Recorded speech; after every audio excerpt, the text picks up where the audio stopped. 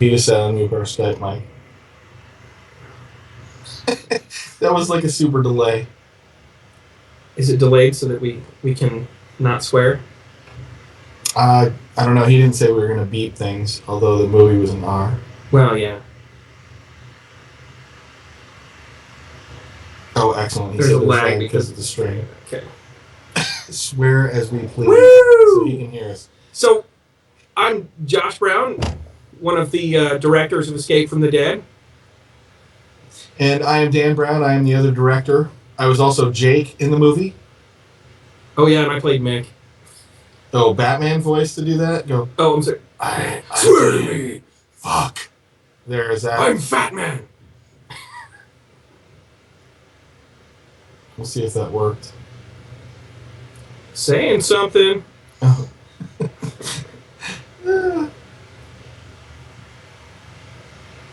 And hello back. It's Ed. It's good to be here.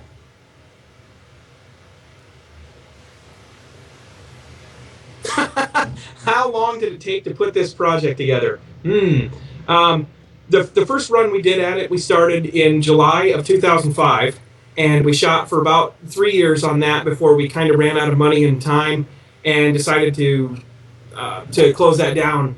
And then just right at about October of 2012, we decided we should dust this one off and give it a finish. And so it took us from October through about June of 2013 to get it all wrapped up. So cool. So on the more current runner, it was about 8-9 months to get it all put together.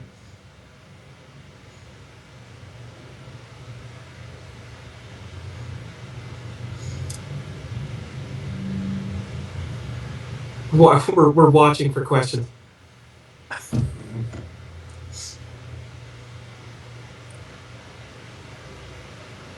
We had a... How did we meet? We met when my mom had him. Yeah. Because I was already here. Yep, older brother, younger brother. So, yeah, we met when Mom had me. And I noticed the other question there, the projects we were working on. We had just finished a comedy piece called Right in the Cloaca that is also available. That's a comedy about channel surfing. And then we thought we could maybe put this together for a Halloween show for some of our friends. And then it just kind of exploded back into finishing 4 months later, we realized, oh no, we're making it again. Let's just finish it.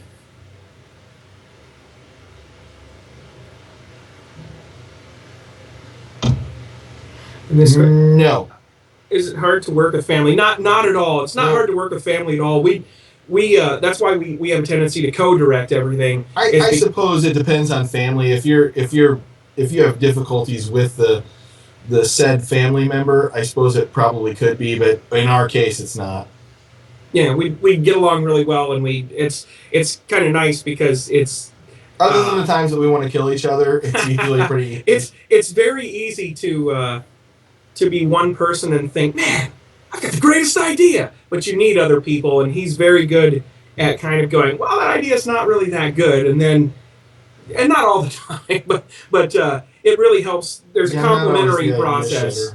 There's a very complementary process that helps keep things sharp and make them better and better as we develop things. I like your name too. I drive a shitty car.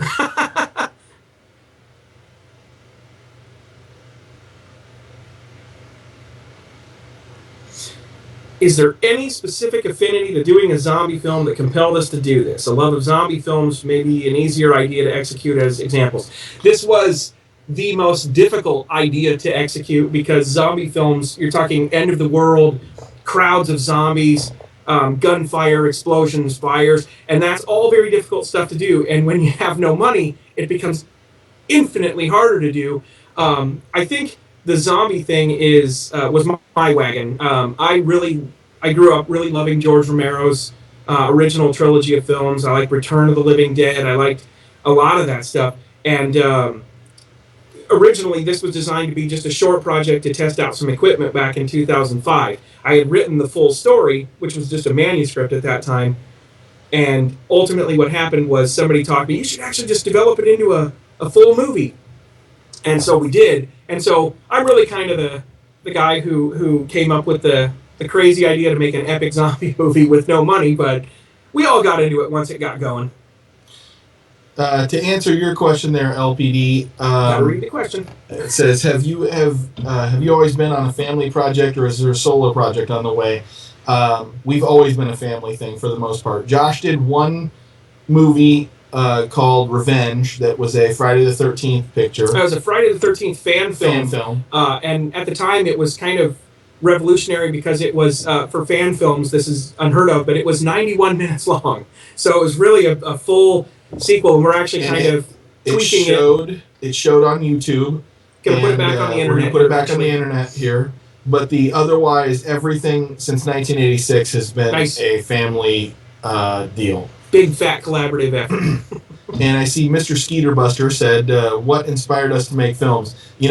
Jokingly, in short, honestly, in short, we saw Jaws. Yep. Both of us. I was, I think, 7 I was 4 or 6. I was 6 and he was 4, and we saw Jaws, and we knew pretty much even then that we were going to make movies. And really to add to that, it was Jaws was the start of it, because that was 1975. But we grew up in an era when every year there was some new colossal awesome thing. It was Jaws, then it was the 1976 King Kong, and then of course Star Wars and Superman and Close Encounters and Raiders of the Lost Ark. So there was this never-ending inspirational train of huge films coming out, and then of course we reached the 80s when action films and slasher films became huge, and it just kept going on. Let's see. LPD says, if you could define what you love about the art of making films, what would be the most important thing to each of you? For me, that's really simple. That is that you somehow get personally invested in the story. If you care about it, and if you care about the characters, if you care about the story, you'll be invested, and your chances of loving it are more. And then I feel like we did a better job of what we did. I think he actually kind of described it really well. I think the thing, I love every aspect of it. Wow. I don't love being in the same powerless hobo urine-soaked farm for 4 months, No. Whether it's freezing cold or burning hot. No. But I love every aspect of it, from coming up with it to writing it to actually being on set. Being on set's awesome, because you really do grow to be like this big dysfunctional family over the course of a production, and it's really hard at the end of it, to say goodbye to some of those folks. But the thing I really like the most is once you've come down and you've got it all ready and everything. I love when we finally get to share that with an audience, and you get to see if everything that you've done is going to be reacted to and taken the way that you intended it. And we haven't been let down yet. The premiere for this one locally in Des Moines was fantastic. They oohed and awed and screamed and laughed at all the stuff that we wanted them to, and it was wonderful. As a side note here, in replying to Indie Horror, telling me that you love fan films and you want me to let you air that. That's cool. Let me get that one revamped a little bit, and we'll bring Revenge to you guys. Mr. Skeeter Buster, thinking outside the box, if you could make any novel, be it horror or suspense, what movie or what story would you retell? That's not this one. That's a fantastic question. I wouldn't redo this one again. No, I wouldn't redo this one. That's a fantastic question, though. That's a great question. I don't read much, and so I write a lot, and I actually have a fantasy adventure series of books. But if you're talking about just books that I've read that I would redo, well, if money's no object, I would probably give a go to Stephen King's It. I like the TV movie, but I thought the TV movie had to be for TV, so I thought it was a little TV. I mean, you can't get better than Tim Curry as Pennywise, but I thought it was fairly tame. So I would probably go with It. I am stumped. I have too many. Pride and I don't Prejudice. know that I could. No, it wouldn't be Pride and Prejudice. Little Women? I'm stumped on that. I would say probably some form of a probably of Macbeth. Maybe not necessarily as Macbeth, but Good choice. but as some form of a story that was a derivative of Macbeth. Second half of your question there, Skeeter Buster. What filming equipment did we use? Get a notepad. It's long. Over the 8 years, we used about 8 different kinds of camera. Ultimately, what you saw most in the movie tonight was what we used probably 80% of the movie for, which was a Panasonic DVX 100B was the camera. We used a lot of different kinds of lights. Some fluorescent, some halogen. We used a lot of different stuff like that. The digital recorder that we use, I believe it's called a Zoom. But there were a couple of scenes in this that were shot on the cameras that we've kind of transitioned to. The scene with the bathtub zombie, for example, was shot on a Canon 60D because we wanted the ability to for some depth of focus type of shots in that scene, and a video camera like the Panasonic, as good as it is, and it gives a real good cinematic image, it still doesn't have that depth of focus that we wanted for that. Yeah, and so it doesn't have much of a so we had to depth go of with the field. Canons for that. Let's see. Indie horror. Have you aired the film at many festivals, and how has the reaction been at the fests and cons in general? We've had pretty positive reviews and pretty positive reaction on at virtually everything that it's shown at. Especially when they find out that it was a zero budget movie, and we mean that literally. All the money that we spent, which was certainly under $5,000, came directly out of our pocket for the most part. And we've only shown it at one con, which would be Crypticon in Kansas City, and that went over pretty well. We had guys coming down and they had written down their favorite lines and had to come down and act them out for us. Yeah, that was pretty really awesome. odd. The very first showing we had here in Des Moines, we hosted it at the Varsity Theater in Des Moines, and we had about 300, and it was the closest analogy I can make to it is that it was very similar to almost like a Rocky Horror Picture Show. We had people who were like standing up and screaming and like, oh, or things like that. Really good reaction to it overall.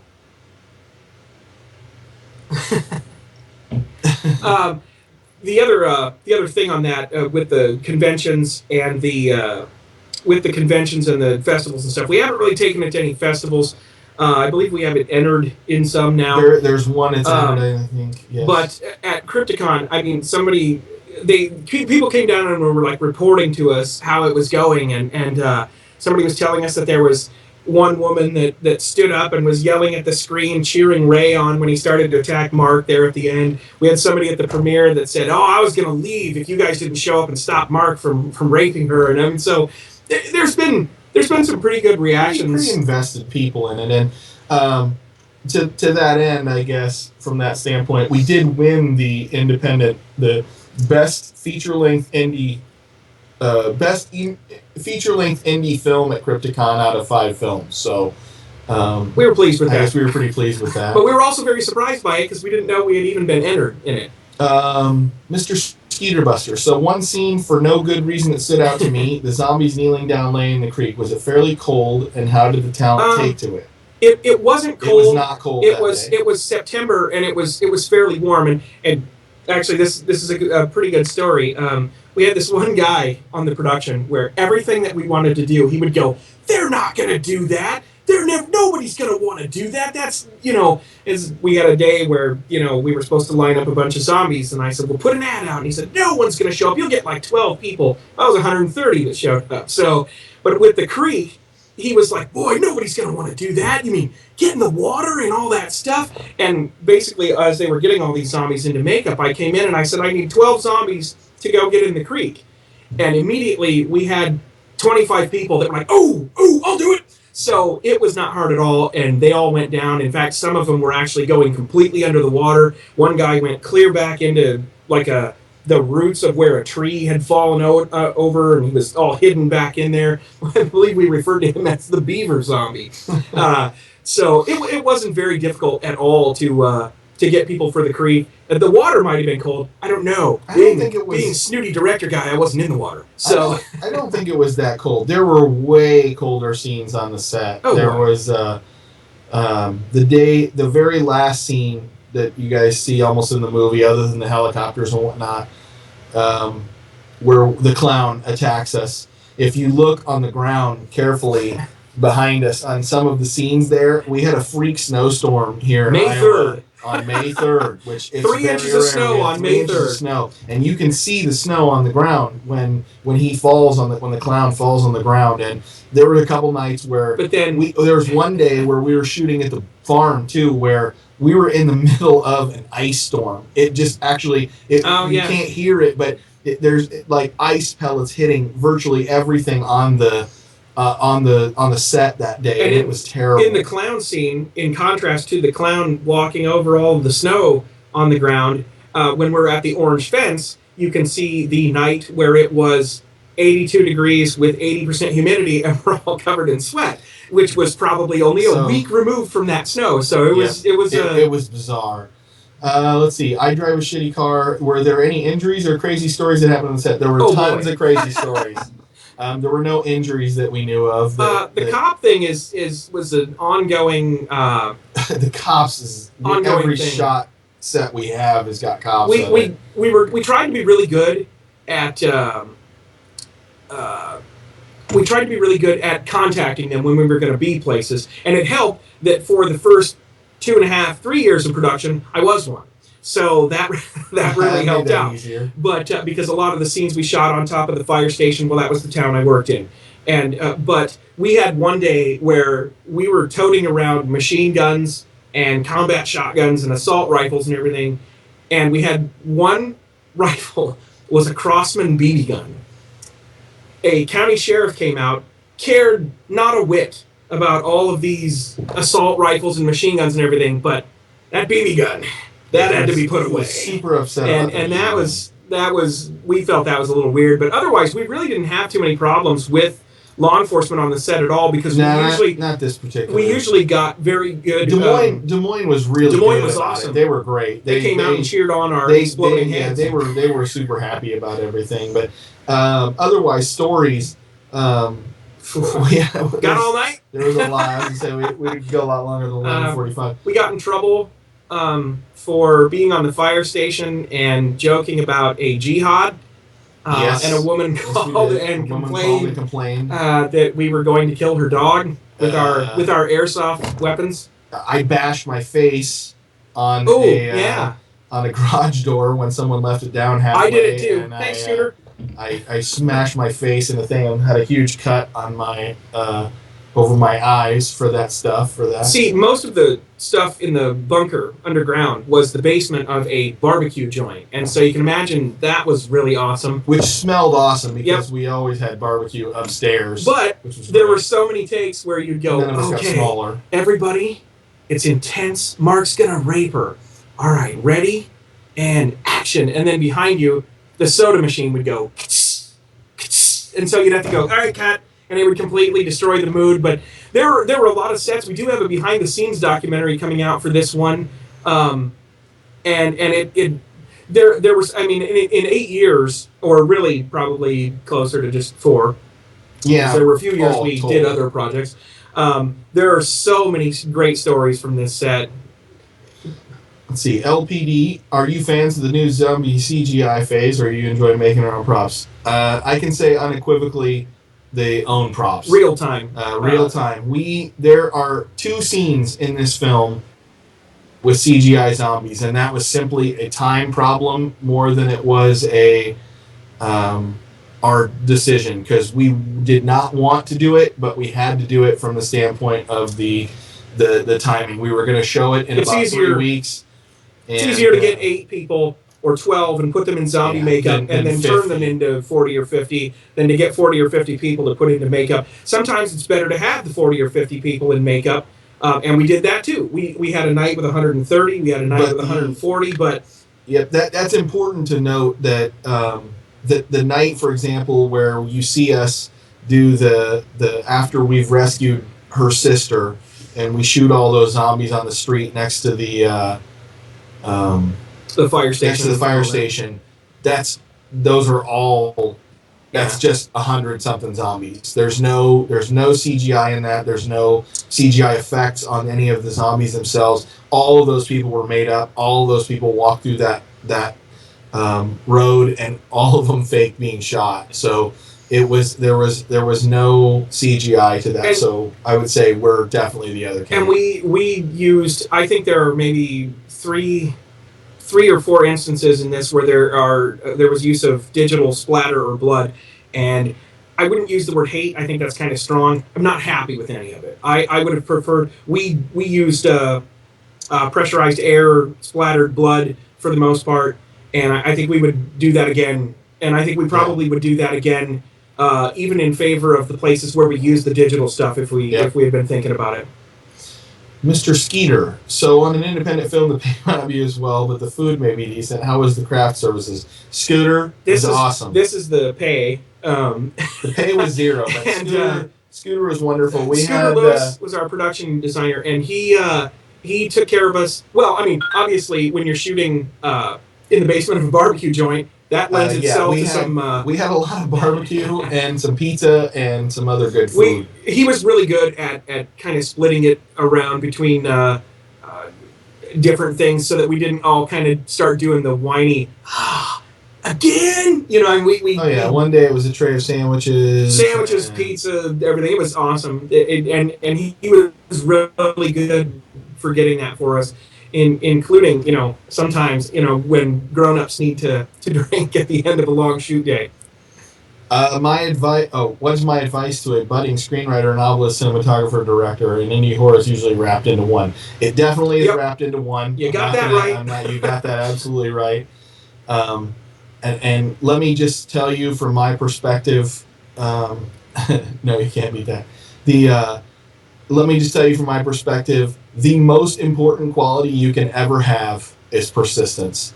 It can't be I can't even emphasize or underscore or underline that enough, or put it in caps or flash it or do anything. The only thing that's ever going to get you through to the end of any of those projects, writing it, directing it, making it, acting in it, noveling it, whatever you're doing, is going to be you having this sheer will of finishing it. That's literally all there is. He couldn't have said that better. Keep doing it. That's the thing. Don't let anyone talk you out of it. Don't let anyone talk you out of your... listen so that because understand that you're, other people can make your idea better, sharper, but don't ever get talked out of doing it, and keep working. You just got to keep fighting, keep clawing, even with no money, even with no support. Just keep doing what you do. And don't be afraid to show it to anyone. Most of the people are going to tell you, oh, you're just wasting time on stuff like that. And you just have to basically fight through all of those kinds of comments and just go past it. And you'll get a lot of pats on the head with people going, oh, that's nice, dear. But that's cute. Keep going. Keep doing it and don't stop. Keep going. And the thing I would add to that is never stop studying. Never stop learning. There's... With the internet, there's tons of stuff out there that you can watch and listen to. There are books you can read. There are magazines you can get to learn how to do everything that you want to do better. But also don't be afraid to add other people who might be able to do the other stuff, just to take some of the burden off of you, but somebody who also might be really good at something that you know. Because I watch the work that the makeup special effects people do, and a lot of times you just stand back and go, wow. They actually will touch that. Let's see, indie horror. Were all of the actors, cast people you knew personally and or actors, did you get any people outside of your shooting area? Well, originally, There were a few of them in the beginning that were in my Friday the 13th project. Ryan, who plays Brock in the movie, was in that.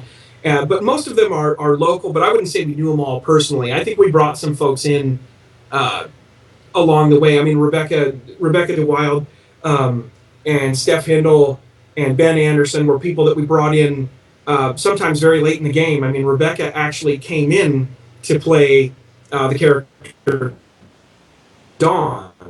And we had an issue with the person we had cast as Ash.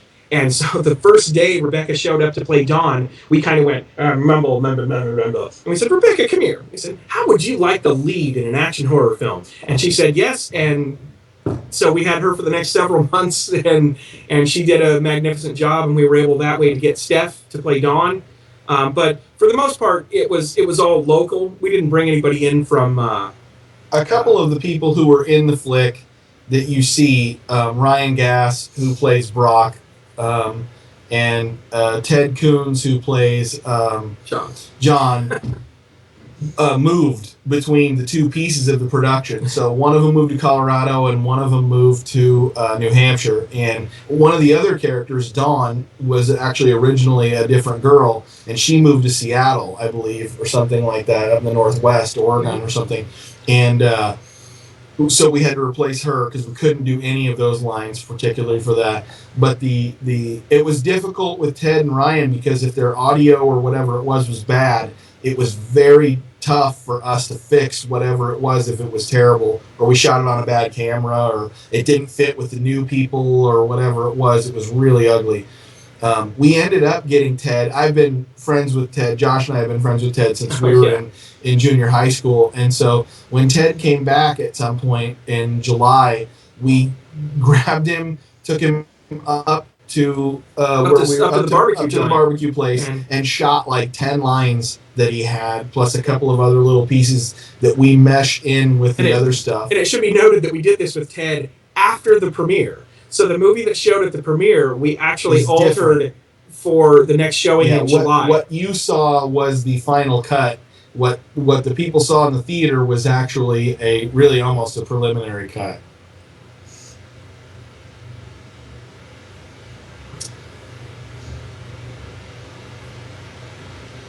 And Mr. Skeeter Buster asks, if there was one aspect about Escape from the Dead that you would like to touch up or improve on, what would it be, if anything? I think there actually is an understanding that we will be murdered and thrown in the river if we attempt to do anything else to this film at this point. But if I could fix any one thing, probably the audio. I think there's some instances with the audio that I just think we were kind of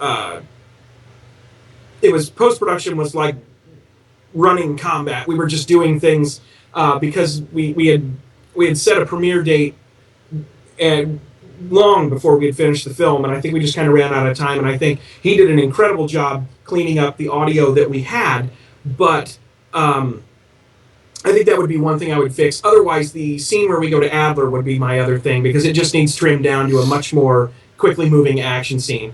Yeah, that he nailed exactly what I was going to say. In fact, I was laughing about it, was the audio. The audio in certain cases, because there were different cameras and different mics and things, was so bad that it took days of cleaning and I had to actually, what you guys saw was I stripped the entire audio track off of the film, took it into Adobe Audition, and basically literally hand cleaned every piece of all the audio that was there so that the dialogue was understandable and there were things in it, and it really needed a lot of fixing. And further, you really, much like I think they do with almost any movie, a lot of these scenes in it are stripped completely of on-set audio and sound effects, music, and dubbed dialogue are in there because, take example, the basement of the barbecue joint. There's a lot of industrial noise in the background there,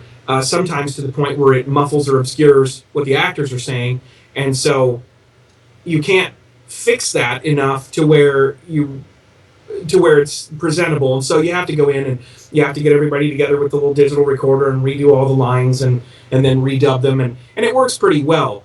And I think we ought to take these kind of out of order here. Let's go with LPD's Oh, yep, LPDs. question there first, which is, do you believe straight DVD is better than Hollywood killing horror movies with PG-13 remakes all the time? Yeah, it's got straight to DVD. I'm not a tremendous fan of remakes, and I think if there's any cast and crew watching this, they're howling with laughter right now because they know what an understatement that is. I like to think that there could be some more originality, but I've seen some stuff that's gone straight to Netflix. I've seen some stuff that's gone straight to Netflix, straight to DVD that is wonderful. And I've seen some stuff that's gone to Netflix and DVD and Amazon Prime and all that is utter garbage. And that's the same thing with studio releases as well. I absolutely loved The Woman in Black. And I think that was the first horror movie in the theater that I've loved in a long time like that. I just thought it was a good old classic style horror movie. But for the most part, yeah, I don't really care. I wasn't much for the torture porn kind of aspect of horror. I'm not a big gore guy. I understand the usefulness of it, and I think it does fit in some films very well, but I'm not a big remake fan. I mean, I thought, that movie that's coming out called Carrie was really awesome when it was called Carrie, when they made it back in the 70s. So yeah, I'm with Mr. Skeeterbuster made that comment as well about the no remakes, and I'm not even a big horror movie fan. The horror movies that I like, I definitely don't want remade. Halloween, too late. Jaws, some of those kind of things. I mean, and I mean, I have horror, Texas Chainsaw Massacre. And I know those have all been remade, but the thing is, in some form or another with Jaws, but they shouldn't have been. You just can't do them any better than they were already done from the first place. Now to the direct to DVD type stuff, I'm fully okay with that. The some movies just aren't going to make a splash as far as getting a huge audience into the theater. And now that I know the direct costs of what it is to be in the theater, I can certainly understand that. So and it's I think I see a comment here that they're talking about remaking Jaws after the success of Sharknado. Well, I think studio heads should really pay attention to the fact that Sharknado, it really isn't a very good movie, and it really doesn't translate to Jaws.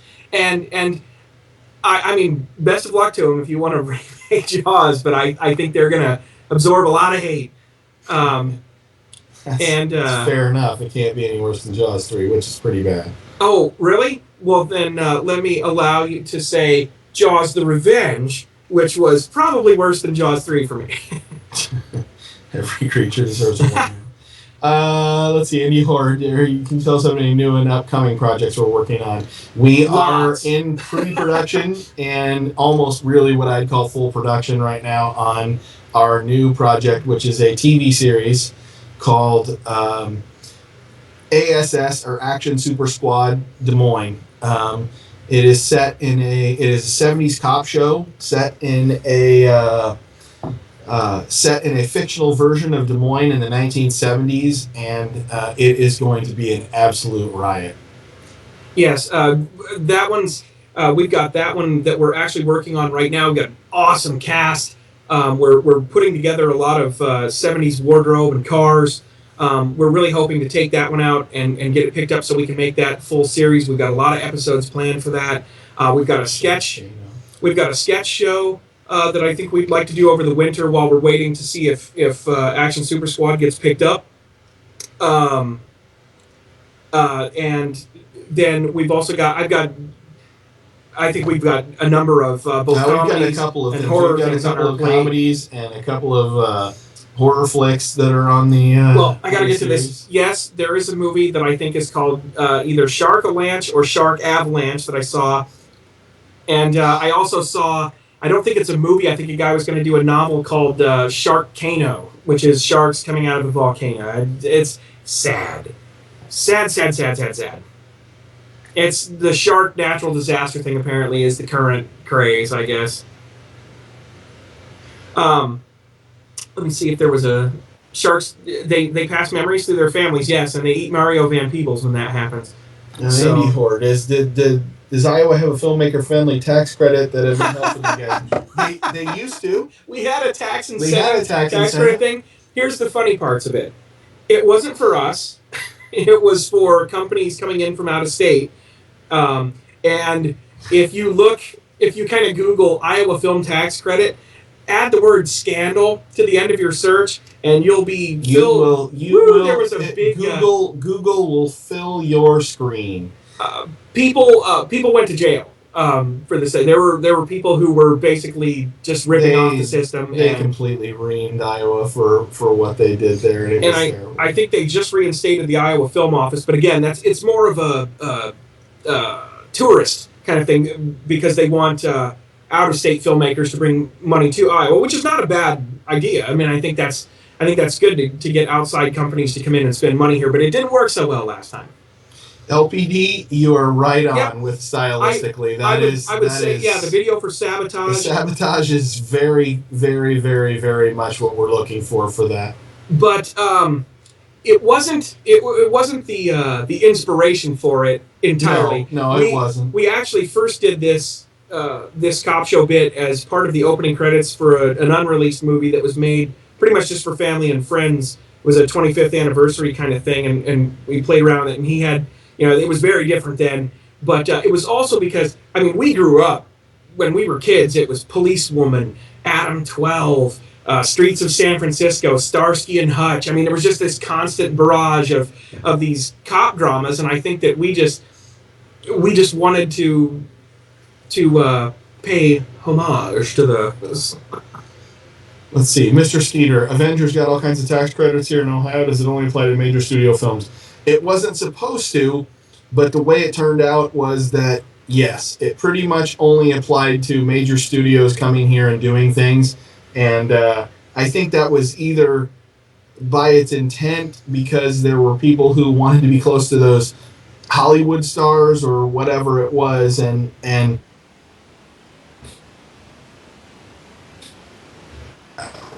whatever happened, it just was abused beyond belief. It happened here. People buying SUVs and paying no tax part of the things and paying no tax on them and that kind of stuff. I mean, it was really terrible.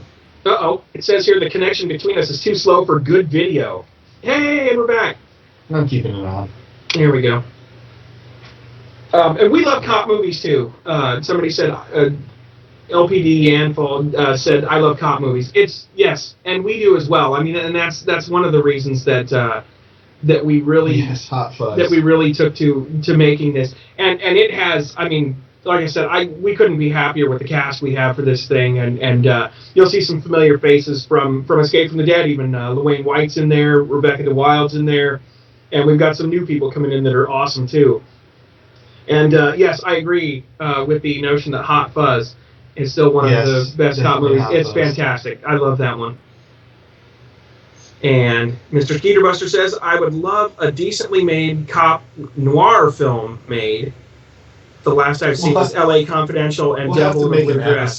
Yeah, we'll have to do a noir episode. These will be half-hour episodes rather than a movie. So it won't be a full movie unless we get like super popular, and then we'll make Action Super Squad the movie. The first episode, just so that we said it, was basically it's about cults or cult. Yeah, it's about satanic cults. It's about satanic cults. So that'll be a tremendous amount of fun.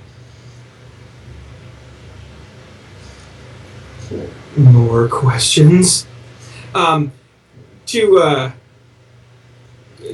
go back to stories from the set of Escape from the Dead, there was a lot of stuff.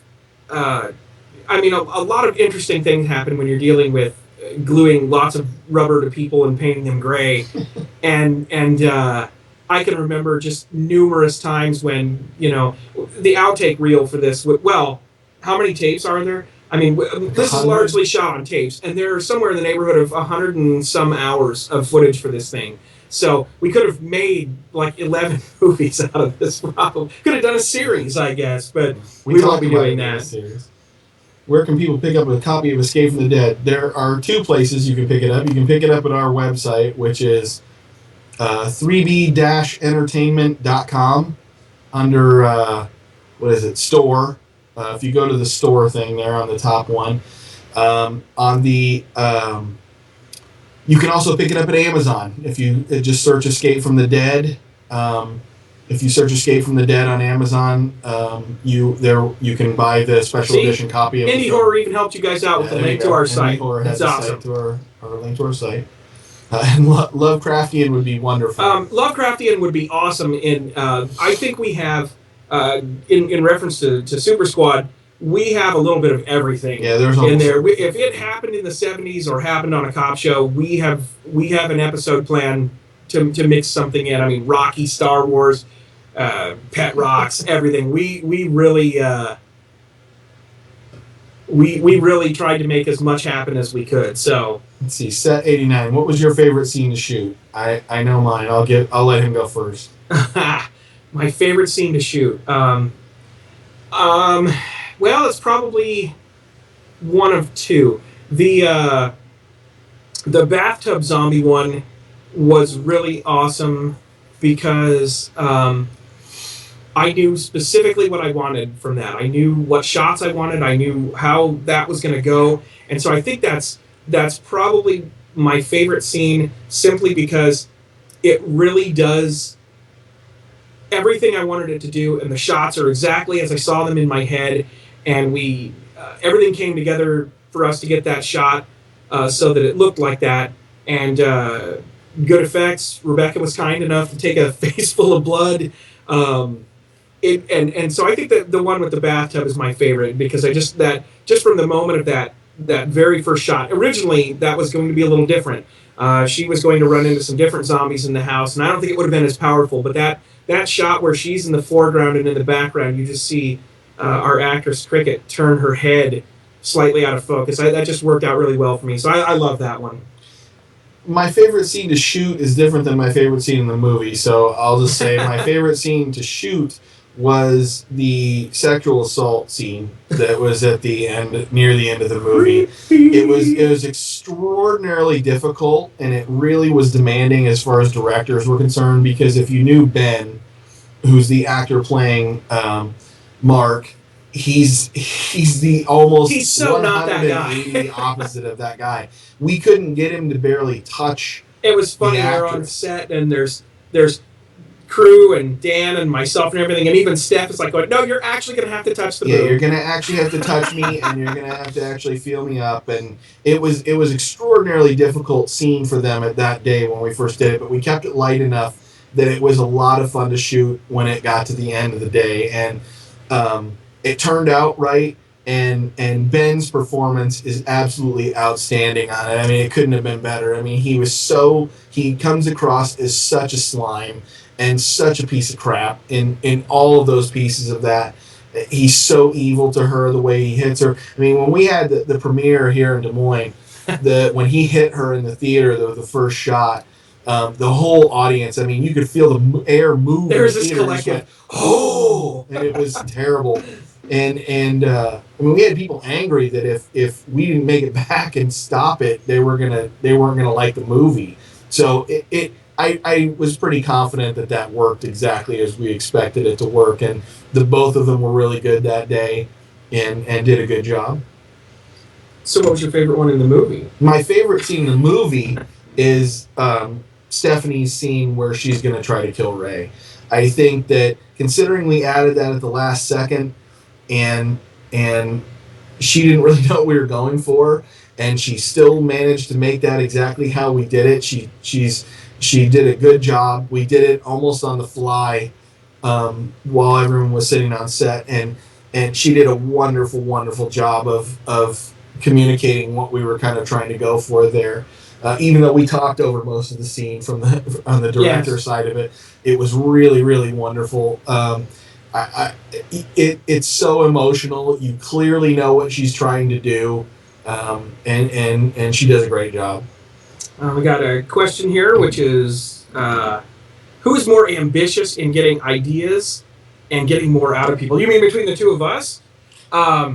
It really kind of depends on yeah, it's the day, it's the depending set, on the scene, the actor that you're especially, dealing and with. the set day. I'm more bitchy.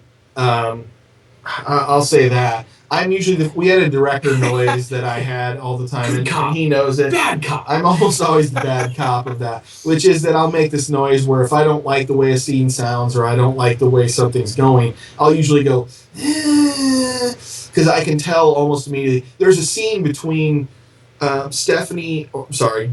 and Ashley, where the two of them, she's going to console Dawn because she knows that she's dead. And I sat offset, and the dialogue, I hated all the dialogue that we originally wrote. It was really limp, and it was like, I'm sorry, are you okay? And you spelled it right. Exactly. Are you okay? I'm not okay. You know, it was kind of really lame, and I could just hear it sitting offset, and the whole day I just kept going, this isn't working, you know, kind of thing. So we just tore the whole thing down that day, and basically rewrote the whole scene as to what you saw there. Any final questions for us? We're waiting. Well, you have to put the full well on there. That's right. Well, we're waiting.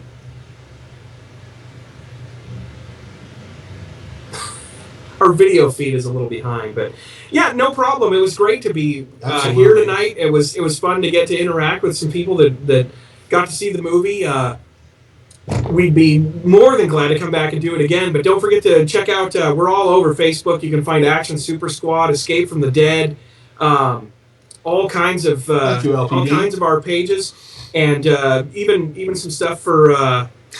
See, Mr. Skeeter got Judge Smale. Well done. But we've got a big presence on Facebook. Our website's good to go to for that, so you can keep track of everything coming up. You can get discs. We've even got some shirts and some other things that are for sale. But also, it's nice to get the chance. This is one of the wonderful things about the internet, is to be able to show the movies and to get to talk to people out there who yeah, they couldn't do this 25 years ago for sure. We'd have been on a phone call with everybody. Oh, and yeah, so look at that. A reference to Team America World Police, one of our favorite flicks. And we hope, and thank you, iDrive. I'll hope to get Revenge on here as well, and of course we'll have any chance we can get to show Escape off again. We'd love to do that, and we also do have our channel surfing comedy. It doesn't really fit indie horror, but there is a parody of a 70s monster movie in it. So let us know if you want to see that one on here. We'll get it for you. Absolutely. I watch a lot of EXPDR, and there's a ton of Toxic Avenger and Trauma on there. Redneck Zombies. Redneck Zombies. I don't know if they did, what is it? Was it Chicken? I can't remember the name of it. It's like Chicken Apocalypse or Turkey Apocalypse or something like that, which was pretty awesome. Adrian King. I got to meet Adrian King in Chicago a couple years ago, and she liked playing with my beard. We talked about her wine that she, the company for wine that she has. She's a really sweet lady. Poultrygeist. Yeah, you got it. Nice there. There you go, Seth. So I absolutely love that movie. It's terrible, but God, it's hilarious. That is just awesome. But we've got lots of stuff going, and anything that we can do, any way we can interact with fans, that would be awesome. I have not heard of Jessica. I have not. I have to look for that one at some point. So, in closing, thanks everybody for watching and your great questions. That was really awesome to get to chat with you guys. And thank you. Hopefully we can do it all again soon sometime.